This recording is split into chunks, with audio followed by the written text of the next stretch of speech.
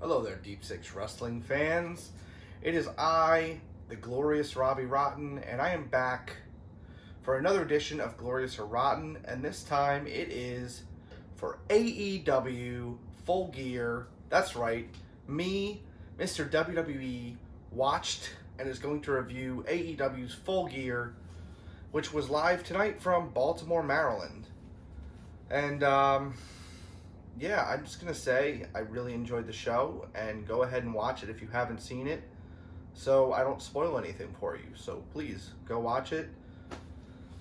We're going to start with the buy-in, which was Priestley versus Dr. Britt Baker. And this was nothing spectacular, but it was a solid kickoff match to try and get fans interested in the show.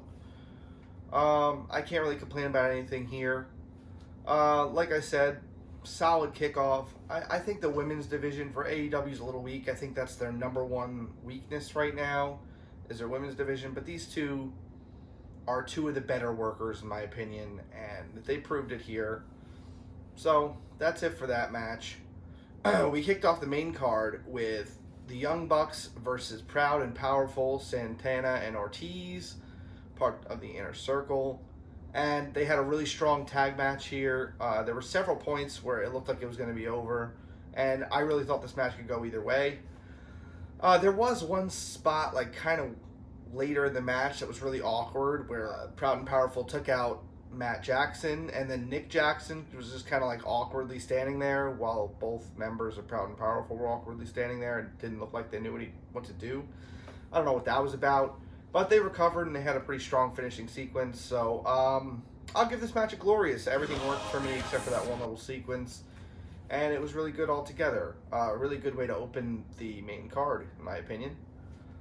This match was immediately followed by Hangman Page and the Bastard Pac, who I still can't get over how bad his wrestling name is. I just don't like Pac. It doesn't make any sense to me. I mean, not that Neville was a great name either, but come with something better. I don't know. Whatever.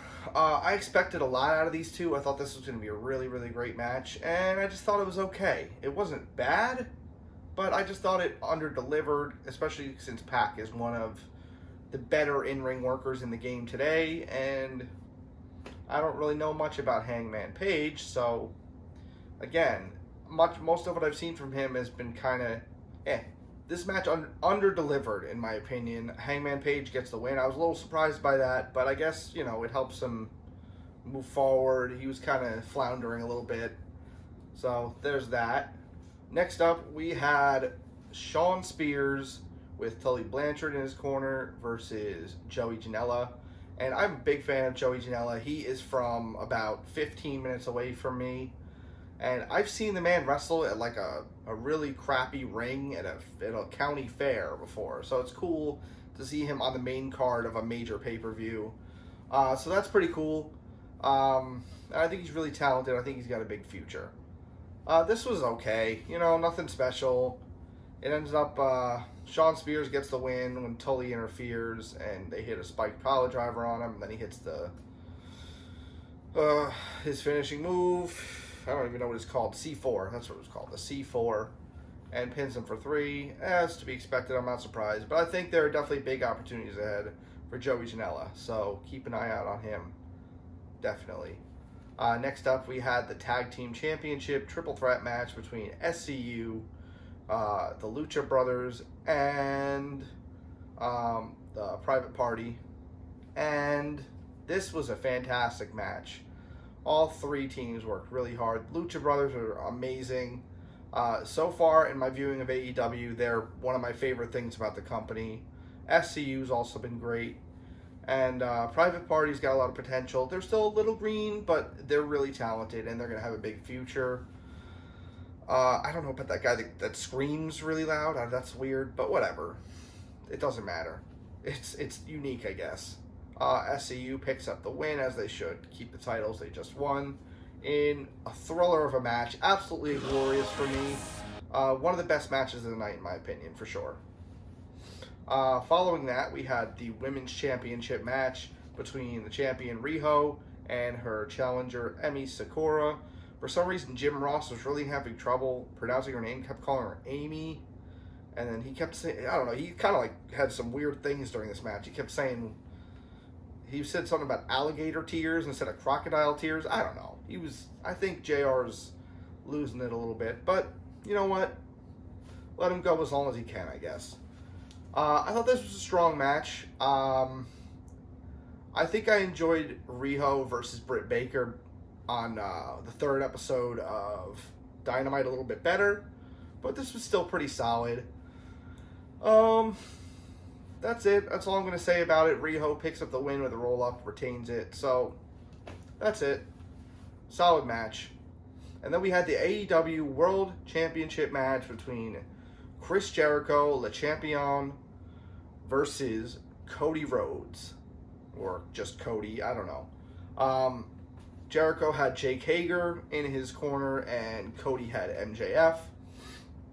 And these two had a really great, like, classic wrestling slobber knocker. They just had a great match.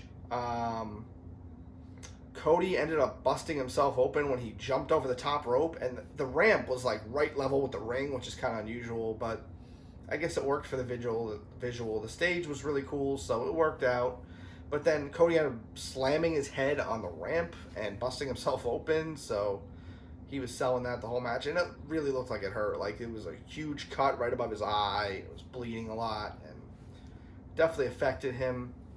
I'm sure that part of that was supposed to happen, but I don't know if it was supposed to happen to the extent it did. But it didn't really hamper the match. The match was still really great. Hager ended up getting thrown out after he interfered a little bit. And the match ends up finishing. Actually, to go back a little bit, Cody stated that if he lost this match, he would never again challenge for the AEW World Championship. I don't know if I see that really happening. I think that he'll get another shot eventually because of how it went down. Jericho had Cody in the Lion Tamer, and MJF threw in the towel for Cody, causing Jericho to win, retain. He celebrates with the Inner Circle, walks away. And then, MJF's in the ring. He's really sad. He's crying. And Cody picks him up and forgives him. And then immediately MJF low blows Cody Rhodes and laughs and then walks away. Some guy throws a beer on MJF. And this just sets up a really hot feud between Cody and MJF. So I really think that Cody's going to get another shot eventually after he's done with MJF. Just really great stuff. Absolutely glorious. Definitely one of the best matches of the night, for sure. And then finally, the main event, the lights out, unsanctioned match between Kenny Omega and Jon Moxley. Wow. This was insane. These two absolutely killed each other. This was not a match. This was not a fight. This was a war. Barbed wire, glass, tables, all kinds of stuff. Mouse traps. Just watch this. Please watch this match. If you're going to watch any match from AEW so far, this is my pick. This was absolutely insane.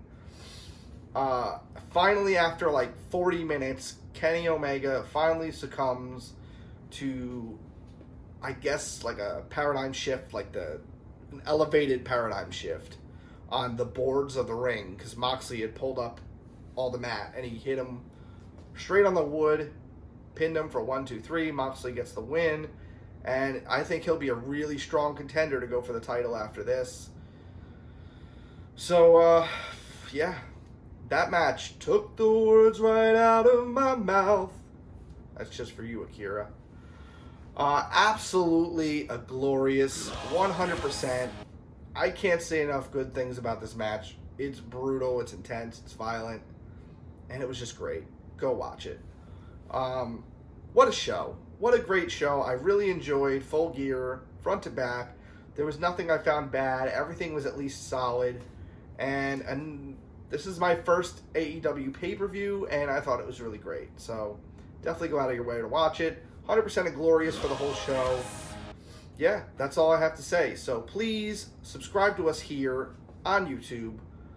Leave some likes and comments on the videos, please. Why not? Go follow us on Twitter at Deep Six Wrestling and like us on Facebook at Deep Six Wrestling. And most importantly, Have a glorious day.